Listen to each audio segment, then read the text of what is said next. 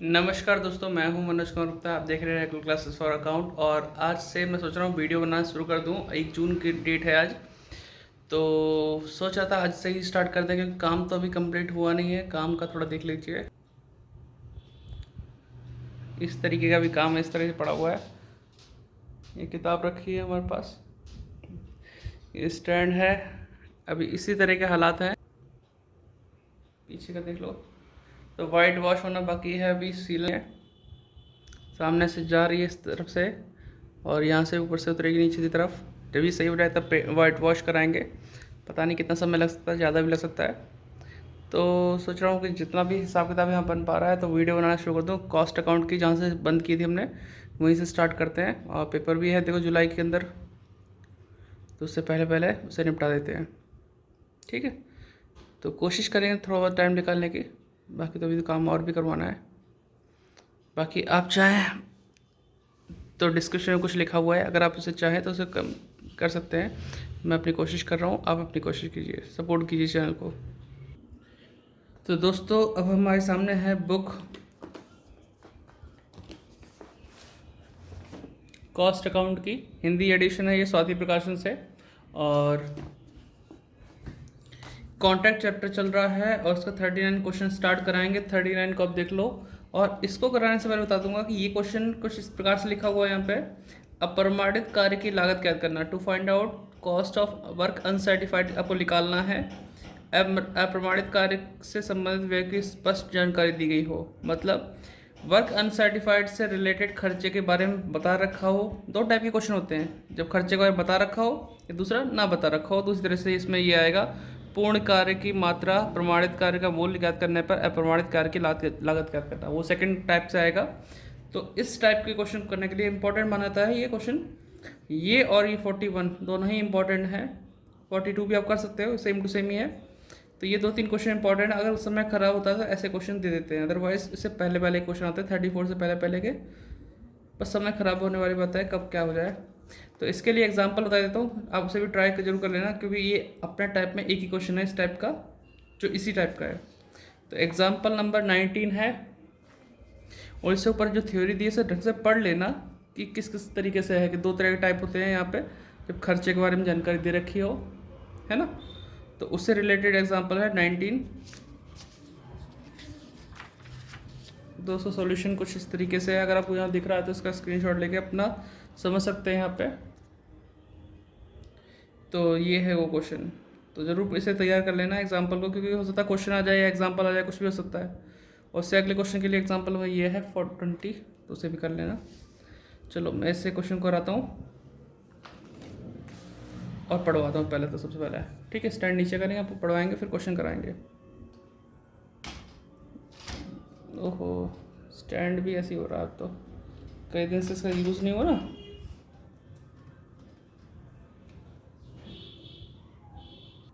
तो क्वेश्चन दिख रहा होगा आपको, समझाते हैं क्वेश्चन में क्या लिखा हुआ है। 31 दिसंबर, यानी the following is a summary of expenditure on contact number 500 to 31 December 2018 के लिए दे रखा है। डायरेक्ट वेजेस की अमाउंट है, मटेरियल सेंड टू साइट है, मटेरियल कंज्यूम भी है। अब सेंड टू साइट है, कंज्यूम है, तो कंज्यूम को तो नहीं दिखाना पड़ेगा डेबिट में, क्योंकि हमें सेंड टू साइट दे रखा है, तो हम इसी से काम चलाएंगे। लेकिन जब दे रखा है इसका कुछ ना कुछ यूज़ हो सकता है, तो ध्यान रखना, इस पर स्टार बना दिया मैंने। स्टोर इशू दे रखा है, स्टोर रिटर्न दे रखा है, सब कॉन्ट्रैक्ट कॉस्ट दे रखी है, और प्लांट दे रखा है। ये सब डेबिट में मोस्टली आने वाले हैं, और जो वापस किए गए वो क्रेडिट में आ जाएगा। अब यहाँ पे लिखा है, ये हिंदी में, मैं आपको इंग्लिश में पढ़ता हूँ और हिंदी में समझाता हूँ। Your obtain the following information, the contract was begun on 1 January 2018 को बिगन हुआ था, स्टार्ट हुआ था। कॉन्ट्रैक्ट प्राइस 1,20,000 है। The architect has certified that 4/5 of contract has been completed on 15 December 2018, यानी 15 दिसंबर 2018 तक, दिसंबर तक के 15 तारीख तक इतना आपका वर्क सर्टिफाइड होगा। 4/5 ऑफ कॉन्ट्रैक्ट प्राइस, तो कॉन्ट्रैक्ट प्राइस का 4/5 निकालोगे तो वर्क सर्टिफाइड आ जाएगा। तो बहुत ईजी है ये line. Depreciation on plant was दे रखी है 15 तारीख तक, 15 दिसंबर तक का ही दे रखा है, 9600 का। और कॉस्ट ऑफ मटेरियल स्पॉइल्ड दे रखा है 8000, मटेरियल स्पॉइल्ड है, तो इसे भी ध्यान रखना थोड़ा सा। The summary set out above includes item related to the period after certification as follows. कहने का मतलब जो खर्चे हैं कुछ ऐसे जिसके बारे में बोल रखा है कि 15 दिसंबर 2018 के बाद के खर्चे हैं वो, है ना। तो हिंदी में अगर पढ़ोगे तो उपरोक्त संक्षिप्त प्रमाणन के अवधि के बाद के खर्चे, वही सब मिला। तो इसमें क्या क्या दे रखा है हमारे पास, वेजेस दे रखा है, मटेरियल यूज दे रखा है, मटेरियल यूज्ड और वेजेस, तो ये आइटम दे रखे हैं हमारे पास, कोई दिक्कत नहीं है। Store at site head cost 800, ये बचा हुआ है स्टोर है। और इस्टेब्लिशमेंट चार्जेस दे रखे हैं कितने, 40% ऑन डायरेक्ट वेजेस। तो इस्टेब्लिशमेंट चार्जेस पे थोड़ा ध्यान रखना, क्योंकि आपका डायरेक्ट वेजेस यहाँ जहाँ लिखा हुआ उसका इस्टेब्लिशमेंट चार्जेस 40% दिखाना है डेबिट साइड में, और डायरेक्ट वेजेस हमारा यहाँ भी दे रखा है, तो इसका भी मुझे यूज़ करना पड़ेगा अनसर्टिफाइड में। तो इसी को मैं पहले बता रहा हूँ, इसलिए क्वेश्चन को पूरा पढ़ लिया करो, ये नहीं कि जहाँ सॉल्यूशन स्टार्ट हो वहीं से वीडियो देख रहे हो। काम की बातें हैं स्टार्टिंग में बता दी जाती हैं। तो बाकी हम इसे करते हैं, क्वेश्चन को पढ़ लिया होगा, स्क्रीनशॉट ले लिया होगा, क्वेश्चन करके दिखाते हैं। तो लाइन हमने खींच ली है, तो स्टार्ट करते हैं। सबसे पहले यहाँ लिखा डायरेक्ट वेजेस, ठीक है, और फिर लिखा मटेरियल सेंड टू साइट। तो हम मटेरियल सेंड टू साइट से स्टार्ट करते हैं, और 1 जनवरी को स्टार्ट हुआ ना, 1 जनवरी 2018 डेट लिखते हैं। टू मटेरियल इशू 76,000, है ना, और फिर लिखते हैं टू डायरेक्ट वेजेस 13,800, ठीक है, ये लिख दिया। अब तुम्हें थोड़ा सा ध्यान रखना चाहिए इस्टेब्लिशमेंट चार्जेस के बारे में, क्योंकि डायरेक्ट वेजेस से ही रिलेटेड था, तो 40% बोला है, तो यहाँ लिखेंगे। वैसे तो और भी सब आइटम है, बाद में लिखना चाहिए, लेकिन अब याद आ गया तो यही लिख दो, टू इस्टेब्लिशमेंट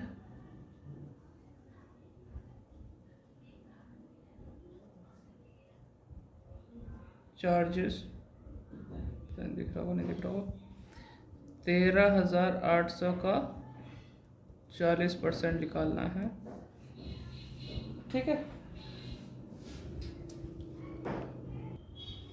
तो ये आ गया 5520 रुपये, ये आप देख सकते हैं यहाँ पे।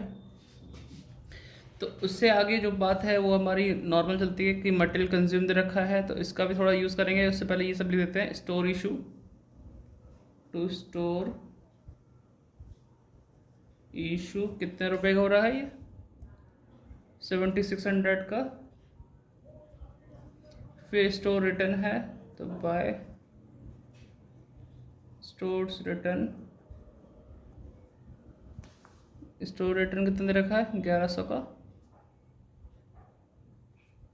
फिर लिखा है यहाँ पे सब कॉन्ट्रैक्ट कॉस्ट, तो इसी नाम से लिख दो, टू सब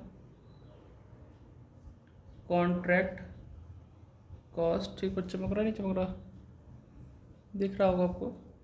ये सब कॉन्ट्रैक्ट कॉस्ट दे रखी है 12,600 की। फिर टू प्लांट है 24,000, यहाँ तक दे दिया, यहाँ तक हमने सब कुछ लिख दिया। फिर आगे ये मैंने दे रखा था, इंग्लिश में पढ़ते हैं, कॉन्ट्रैक्ट प्राइस दे रखा है, तो वर्क सर्टिफाइड निकाल लेंगे उस समय। तो अभी बाद में देखते हैं, प्लांट पे डेप्रेशन दे रखी है, तो हम निकालते हैं प्लांट एट साइट, देखते हैं कैसे कैसे निकलेगा। बाय प्लांट, है ना, एट साइट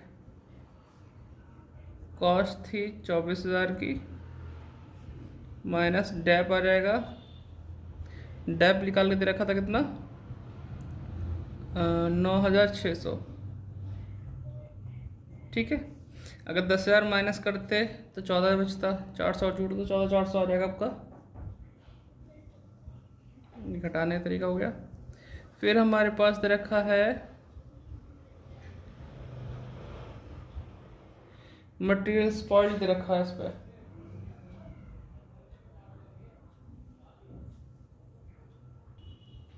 8,000 का दे रखा है मटेरियल स्पॉइल्ड, लिख दो। बाय प्रॉफिट एंड लॉस के अंदर लिखना मटेरियल स्पॉइल्ड 8,000। अब थोड़ा सा दिमाग लगाओ कि 76,000 का मटेरियल आया था, 8,000 का स्पॉइल्ड हो गया, है ना, और कंज्यूम हो गया 58,000 का, तो बचा कितना? क्योंकि वो चीज़ तो हमें दे नहीं रखी, तो हमें लिख के दिखाना पड़ेगा मटेरियल एट साइट।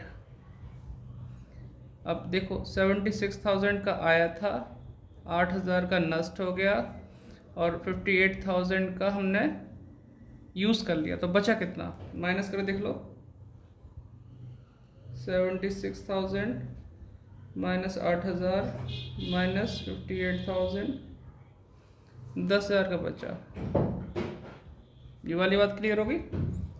ठीक है, अब आपको ये चीज़ तो क्लियर हो ही चुकी होगी कि हमने स्टोर रेट लिख दिया, प्लांट का लिख दिया, मटेरियल स्पॉइल लिख दिया, मटेरियल एट साइड लिख दिया, फिर हमारे पास क्या दे रखा है 40% वाला कर दिया, स्टोर एट साइड लिखा है, बाय स्टोर एट साइड 800 रुपये, ये भी लिख दिया हमने। डायरेक्ट वेजेस वाला हमने काम कर दिया था यहाँ पे, इस्टेब्लिशमेंट चार्जेस का 40% वाला यूज़ कर लिया। अब देखो यहाँ पे अनसर्टिफाइड का दे रखा है, सिर्फ यही लिख बचा हुआ है हमारे पास, और यहाँ सर्टिफाइड निकालने का बचा हुआ है, तो हम यहाँ लिखते हैं पहले by work in progress, work certified, certified तो इजी है, कॉन्ट्रैक्ट प्राइस दे रखा था 1,20,000, उसका 4/5 निकाल दो।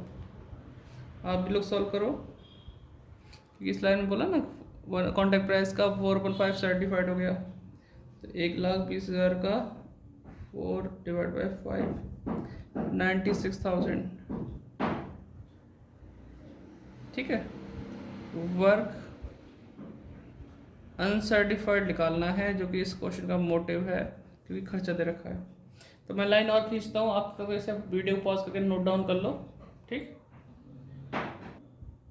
तो वर्क अनसर्टिफाइड के लिए तो मैं यहाँ पे आगे ये वर्क नोट करके दिखाऊंगा, ठीक है।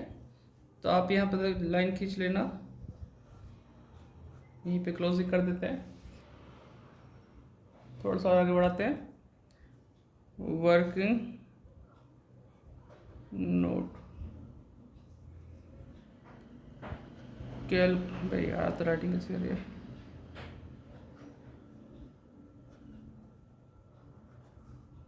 वर्क अनसर्टिफाइड,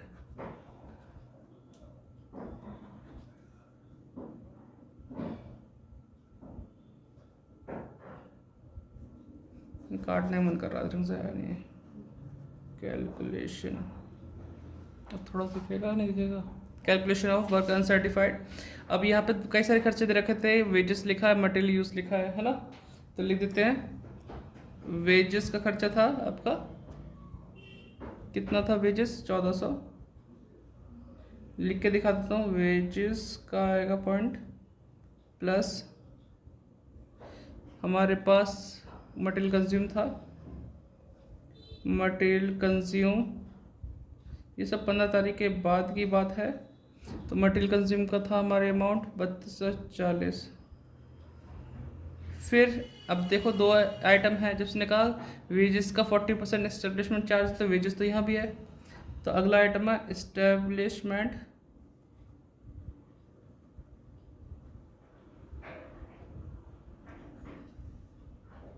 चार्जेस, तो इस 1400 का कितना 40% इस वेजेस का, ये हो जाएगा 560 के आसपास आएगा, कितना आएगा, हाँ 560, तीनों को जोड़ दो 1 2 3, ठीक है, जोड़ते हैं 1400 प्लस 3240 प्लस 560 5200 आ गया, ठीक है। इसको ही मैं यहाँ लिख दूंगा 5200, जोड़ते हैं, और अब देखो इसे जोड़ते हैं पहले तो 5200 प्लस 96,000, तो 1,01,200 का 1,01,200। अब देखो बेटा नोट अपना कर लेने का लिया, देखो अगर इधर आंसर बचता है तो प्रॉफिट होगा, हमें आगे क्वेश्चन बढ़ाना होगा, चेक करना होगा कि हमारा कॉन्ट्रैक्ट प्राइस का वर्ड सर्टिफाइड जो हिसाब किताब निकालते हैं 1/2 से ज़्यादा है या नहीं है या 1/4 से भी कम है तो उसको देखना पड़ता है। लेकिन अगर लॉस आता है तो हमें कुछ करने की ज़रूरत नहीं है। तो आइटम मुझे इधर के ज़्यादा लग रहे हैं, तो आंसर देखते हैं कि क्या बचता है। अगर इधर बचता तो लॉस, वो क्वेश्चन यहीं खत्म हो जाएगा। इधर बचता है तो क्वेश्चन आगे चलेगा। ठीक है, तो आप लोग नोट डाउन कर लो। तो मैं अपना टोटल करके देखता हूँ, और इसके लिए हमें क्या करना पड़ता है, दोनों साइड से टोटल करके देखना होगा ज़्यादा कौन सा। अदरवाइज आंसर देख के तो मुझे मालूम पड़ रहा है लॉस हो रहा है, तो फिर यही ज़्यादा होगा। ठीक है, लेकिन आपको क्या है, एक बार डेबिट साइड लिख के देख लेना, एक बार क्रेडिट साइड लिख के देख लेना। ज़्यादा जो ज़्यादा हो उसे क्लिक करना। अगर क्रेडिट साइड ज़्यादा है तो प्रॉफिट बचेगा, डेबिट साइड ज़्यादा है तो जो बैलेंस बचेगा वो लॉस में बचेगा। तो अभी तो मैं सीधे सीधे लिख रहा हूँ डेबिट साइड से स्टार्टिंग करके 76,000, 13,800, 5520, 7600,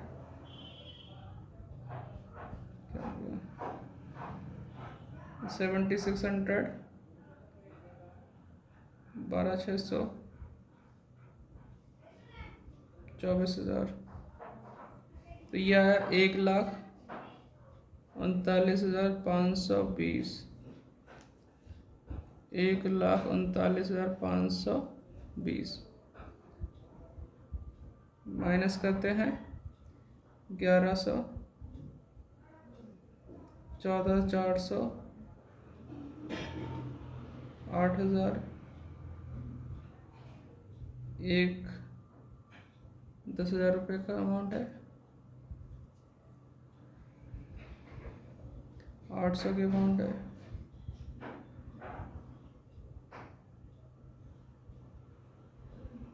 1,01,200 की अमाउंट है। ठीक है, आगे 4,020 आ रहा है। देखो बच्चों को समझ में आया कि हमें कैसे मालूम पड़ेगा, वहाँ तो आंसर होगा नहीं। तो ये वही तरीका है, डेबिट का टोटल एक साइड लिख लो कहीं पे और क्रेडिट साइड लिख लो। जो ज़्यादा हो उससे आईडी लगाना। अगर क्रेडिट साइड ज़्यादा है तो वो दोनों तरफ लिख कर डेबिट साइड में आंसर लिखना, प्रॉफिट के नाम से, बैलेंस शीट के नाम से आगे क्वेश्चन चलेगा। अगर इधर का डेबिट का ज़्यादा है तो दोनों तरफ लिख कर इधर आंसर आएगा। अब इधर आया तो लॉस है, फिर यहीं पर ख़त्म कर दो by profit and loss account.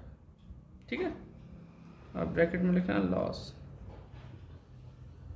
Question इतना ही है, नोट डाउन कर लो। मिलते हैं नेक्स्ट वीडियो में।